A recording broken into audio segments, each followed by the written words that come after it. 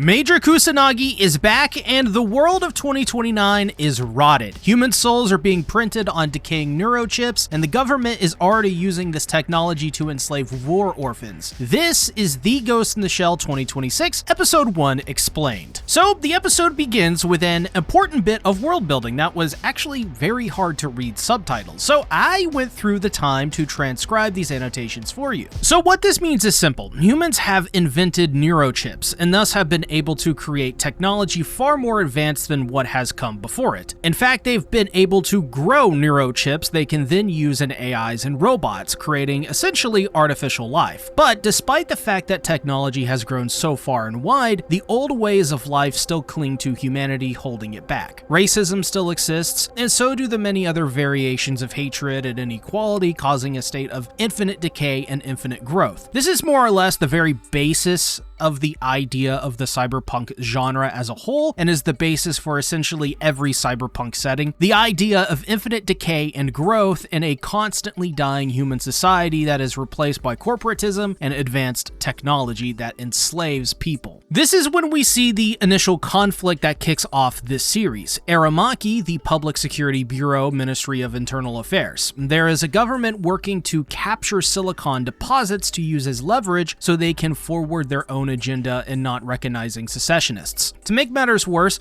behind closed doors, it's revealed that the Far East Trade Representative, the Vice Minister of Commerce, and an executive of the Union are all conspiring with one another. While this is happening, two parties are converging, one led by Daisuke Aramaki and the other by Major Motoko Kusanagi, a full-body cyborg with a human brain who is hacking into the building to flip the security. Aramaki is the first there and informs the Vice Minister that he has enough evidence to pin this on him. However, the Far East Trade Representative has other plans and grants him asylum in his country to skirt laws. This doesn't matter as Motoko Kusanagi successfully completes her own mission by firing around through a window and into the skull of the Trade Representative, killing him and leaving Aramaki to pick up the pieces as she uses her top-of-the-line 2901 thermal optical camo to escape. This is here to establish the corrupt nature of this society. While technology advanced beyond even our wildest dreams, those that remain in power are the same as they ever were. Power-hungry politicians who use tech to enslave the people below them. It also is here to establish that the Major and her Shell Squad are not operating to forward this agenda. They are doing this not just for themselves and their own gain, but also because targeting corrupt people such as this is a good job. It provides good money and a way for them to get a job and be useful. 24 hours after this incident, she appears at the desk of the Minister of Internal Affairs office with a kill order signed by the former Prime Minister in her hand. But the Major didn't just kill him to complete a mission, she did it to force the government's hand. 1 month later, we see the real cost of that gamble. She uses her leverage and her mysterious nature to propose the creation of a new Special Forces unit for crisis management. Being bent over the desk, they have no choice but to give the woman what she wants and calls in Aramaki to formulate a plan, getting her into public security. This is an integral part of the Major's lore. We're not really supposed to know who she is or where she came from. She is just a force of nature with her and the Shell Squad. In the established original lore, she shows up out of nowhere just like this. Beyond that, we're not supposed to know anything about her as a person. 1 month later, a new mission is underway, Operation Super Spartan. The Major and Bato meet up with Suisen, who is an operator, which is a gynoid, or a ghostless, or in other words, soulless AI in charge of logistical support and information control, serving as the team's nervous system. She supports the unit through calm judgment and precise directives, and she's pretty cute. You'll see many of these in the series, and they are a constant presence in every iteration of Ghost in the Shell, and a fan favorite as their main charm is they are intelligent AI that do not have human consciousness, but are so well made and quite convincing in their role. Before they meet up, the Major explains to her squad they need public security despite the fact they will try to swallow them into public security. After their budget is confirmed by the Fuchikoma, which are AI think tanks used by the unit, they can be piloted by squad members or function autonomously. Much like the Major, they are equipped with thermal optical camo and wire launchers. You may know them from the standalone complex and their bonus mini-series of shorts in the series called Tachikomatic Days. Every version of Ghost in the Shell changes the name of these AI tanks despite them being personality-wise one of the more consistent characters. The only series they were not featured in was Ghost in the Shell 1995 and its sequel, Ghost in the the Shell 2 by the directive of the director who wanted to strip away the tech of the original manga. They head out to their next mission with the Major setting up a barrier for attackers, which comes into play later in the episode. She tells the crew to not pass her ghost line, which to put simply is the Major's consciousness or soul. Doing so would be tantamount to privacy invasion and mind reading, so boys being boys, they do it anyways, which causes the Major to get flustered as they now know a lot of her most private thoughts. Among them are aching wrists and some spicy thoughts. Which of course, the cure to that is just gamer subs. Use my code SeaTactics to get 10% off your order of the new Bleach 1000-Year Blood War The Death and Strawberry flavor, lest a ghost controller hacks you. But they meet with the Operator, who informs them that they are surveying around the clock the Sacred Citizen Relief Center, a facility which provides war orphans with a home, food, and work. At first, the Major doesn't want any part of this, as this wasn't her problem, but when she is told that they may have a ghost controller, an outdated but powerful tech, and that they may be developing a new type of ghost key which could allow them to essentially mind control humans, they agree to go forward with the mission, even though they feel that Aramaki may be baiting them into getting sued. In the facility, we see children are slaves in a work camp where they are trained day in and day out to work. If they don't do what they are told in any capacity, they are electrocuted. The Major infiltrates the body of one of these kids and forces him to run out and escape. The Major is under the assumption that this was the ghost controller, but in reality, it was just a regular education device. But Bato's instincts prove there is more to this, so they order Togasa and Ishikawa to plant the kid with a baby spider so that if or when the mission goes sideways, they have their asses covered. After it's revealed that the guards are using equipment that could only come from governmental access, they realize these people are on government payroll.